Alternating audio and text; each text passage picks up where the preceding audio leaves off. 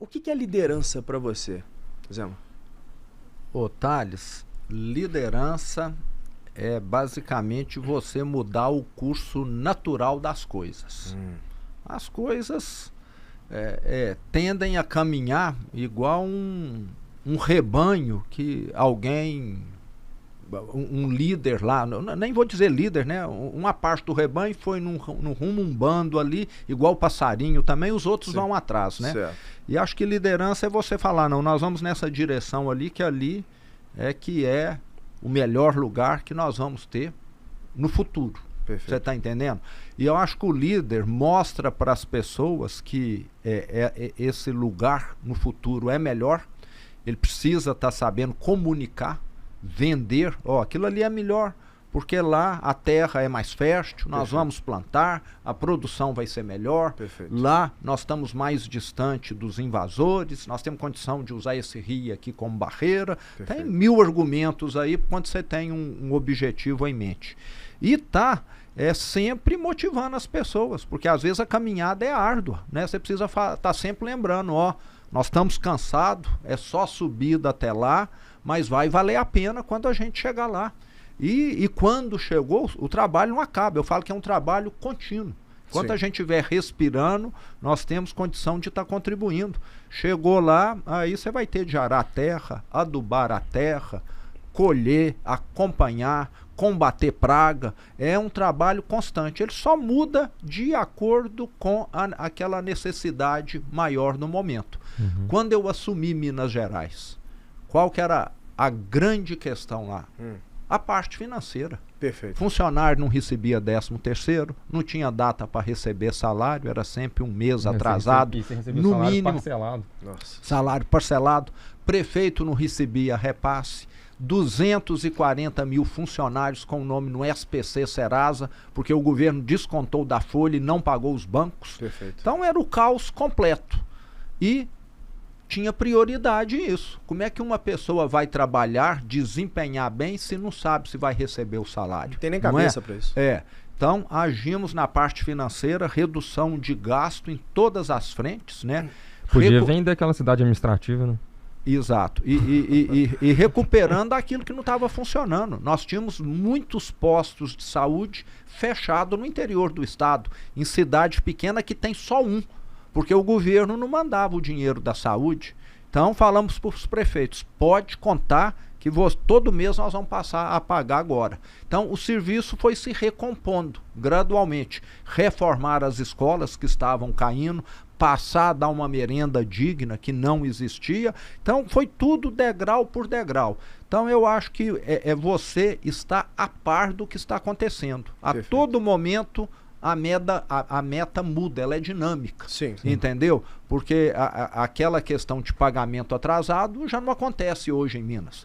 Estamos longe de ser um estado que tem folga financeira, mas não é mais o caos financeiro. Então acho que liderança é você estar sempre se inteirando dessa realidade e definindo quais são as metas daquele momento. E eu faço questão de fazer isso indo no chão de fábrica. Toda semana eu estou no interior do estado. Escuto prefeito, escuto vereador, escuto produtor rural, escuto empresário, vou de carro para saber como que as estradas estão, porque na hora que você toma conhecimento da realidade, é que você sabe que parafuso, que porca você tem de apertar para a esquerda, para a direita, ficar mais apertado ou não. Então é esse trabalho que parece assim de formiguinha que pouquíssimos políticos fazem. Perfeito. Porque é muito mais fácil você ficar no gabinete, no ar-condicionado, tomando cafezinho cercado de bajulador, você concorda?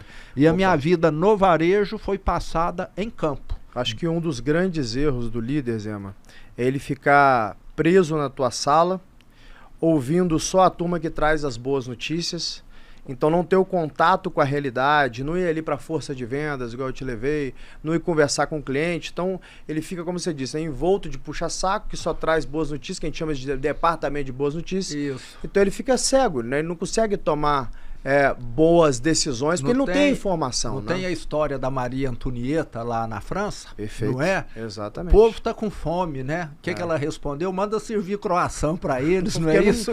Não vivia muito longe da realidade. Que aquilo tinha croissant em quantidade. Para todo mundo, né? Porque é a realidade que ela vivia. Inclusive, assim, se eu tivesse essa caneta um dia, tá? Eu juro, eu acabaria com Brasília. Eu falei, não, pode levar a capital do Brasil para algum lugar onde as pessoas estão próximos daquela turma que toma a decisão para pode voltar para o Rio mesmo, não tem problema não. Pode voltar para o Rio se quiser, mas assim, é muito ruim você ter uma capital que afasta a turma que tem a caneta da realidade, porque ele fica preso. O Brasil é uma cidade que você não consegue fazer nada andando lá. Difícil, né? Se você pega carro para ir para tudo e tal, aí a turma fica ali no Palácio de Versalhes, né? Os empirucados lá, né? São a grande maioria, não todos, mas oligarcas, não são ali aristocratas, não pensam num legado, né? E aí eles estão longe da realidade, mais né? distantes, né? Diz que alguns deles, né, até vêm assistir jogo de futebol em São Paulo, tem que pegar o avião do governo, pega né? Da FAB, né? Não é? O jatinho da FAB. A gente sustenta, a gente dá muita mordomia para essa turma, né? Impressionante. Mas fazer eu fiz questão, Thales, de desativar os elevadores privativos que o governador tinha lá. Eu tomo o elevador que todo mundo toma. É até bom pra você ver se as pessoas estão com a cara boa ou ruim. Você concorda? Ver se você tá fazendo alguma coisa certa ou errada, né? Frequentemente eu ando de avião de carreira. Às vezes dá para conciliar o voo de carreira com a vinda a São Paulo, ao Rio de Janeiro, a Brasília. É bom para você ver como é que tá a vida real também, para ver se as pessoas vão te xingar ou vão te acolher bem. Você concorda? Perfeito. Não é? Então, essa convivência com o mundo real, me parece que a classe política no Brasil não faz. E eu acho que é o seguinte, só para fazer uma posição aqui, Matheus. Ter um líder potencialmente chefe de Estado, como você, Zema, que é um empreendedor, que, bom, já mostrou em Minas o que um empreendedor, um gestor, pode fazer quando assume um Estado, né? Mas ter esse gestor, esse empreendedor assumir no Brasil é mais do que um sonho para gente que gosta de política, entende de política e principalmente entende de gestão, porque eu acabei de voltar de um non-deal roadshow, né? Que é quando os bancos... A gente está numa companhia que a gente está próximo de fazer um IPO, está esperando o mercado reabrir, então eu falo com muitos fundos de equity, que são esses fundos que investem em empresas que estão para listar e são listadas. Eu falei com 10 trilhões de dólares, Olha só. Falei com 10 trilhões de dólares. Então essas pessoas... Perdão, 10 trilhões de reais. Falei com o PIB brasileiro, 2 trilhões de dólares.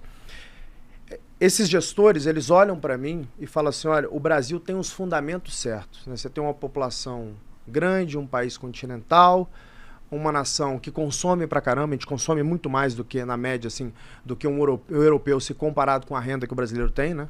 O brasileiro ele tem até um hábito negativo, né? Que ele consome tudo que ele tem, ainda o cheque especial, isso não é bom, mas do ponto de vista pro mercado, isso acaba sendo uma dádiva para as companhias, né? Desde que, obviamente, ele pague ali suas dívidas. Então, quando os fundos de equities olham para o Brasil, eles falam, o fundamento é certo. Então, eles me deram essa frase, tá? O Brasil tem uma mola comprimida.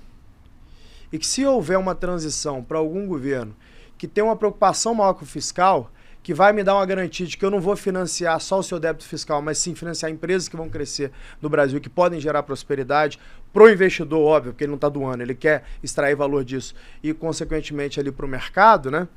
A gente acha que vai ter, cara, um rio de dinheiro para o Brasil. Mercado interno fala-se, inclusive, de bolsa batendo 200 mil pontos. É muito simples, é só ter uma transição de um governo, sair um governo irresponsável, que infelizmente é o governo que a gente tem hoje, e entrar um governo responsável. Não falaram nem de direita e esquerda, falaram um governo responsável. O mercado é cético, é isso que ele quer, responsabilidade, né?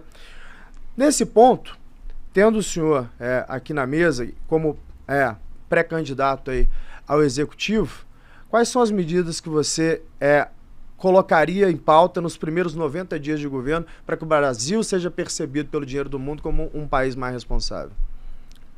Ô Thales, não existe bala de prata para resolver problema de uma empresa nem de um governo. Aqui na sua empresa, se você fala, vou fazer isso e a empresa vai para mudar de patamar, é mentira. Você vai ter que fazer centenas de ações aqui.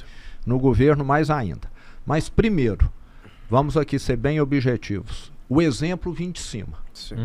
Eu acho que um presidente nosso tinha de dar exemplo de gastar pouco. Começar por ele mesmo, entendeu? Lá em Minas eu dispensei palácio, dispensei 32 empregadas, eu fui morar numa casa que eu pago aluguel, tenho uma empregada e não 32 empregadas, garçom, mordomo, maître, não sei mais o que o antigo governador tinha. Perfeito. Não uso helicóptero para ir e voltar a trabalhar, fui alugar uma casa perto da cidade administrativa, vou e volto em 15, 20 minutos. Então, bons exemplos contam. Perfeito. Não são suficientes. Aliás, isoladamente nada que eu vou falar aqui é suficiente, mas perfeito. Em conjunto sim.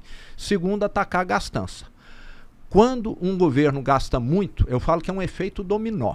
Primeiro vem a inflação. Sim. A inflação do Brasil até não está descontrolada, não, mas podia ser muito menor. Podia ser 2% ao ano. Está entendendo? Uhum. Que é muito melhor do que o que está hoje. Mas pior do que a inflação é a taxa de juros elevada. Exato. Eu falo que a taxa de juros elevada é um veneno, é como se fosse um veneno no organismo, porque ninguém consegue imaginar o tanto de malefício que tem. Perfeito. Primeiro ponto, as empresas param de investir. Exato. Sem dúvida. Porque quem vai pagar 20% de juros hoje? É o 15% mais o spread. Exato. É na faixa dos 20% que sim. Qualquer empresa paga hoje. Exato. O sujeito que tem 10 milhões de reais fala, eu não vou investir mais, eu vou deixar o dinheiro rendendo. Perfeito. Final do ano eu tenho 1,5 milhão aqui. Vou me pagar dividendo e deixar rendendo. Isso, sem risco, sem nada, não é? Perfeito. Agora, quando as empresas param de investir, o maquinário fica desatualizado. Exato. Com isso, a competitividade do país fica prejudicada. Por que o Brasil exporta pouco produtos industrializados? Porque a nossa empresa, as empresas nossas investem pouco. Exato. Por causa da taxa de juros elevada. Exatamente. Por que a renda no Brasil não sobe? Porque as empresas investem pouco e a produtividade também não sobe. Você concorda? Concordo. Um maquinário da década de 80 não vai produzir o que o maquinário atual produz. Temos uma das piores produtividades do mundo, exato, dos países. Exato. Então, quando um governo gasta muito, é muito efeito colateral. Agora, para culminar, além disso que eu falei, ainda tem um lado social. Quem é que está pagando a conta desses juros altos?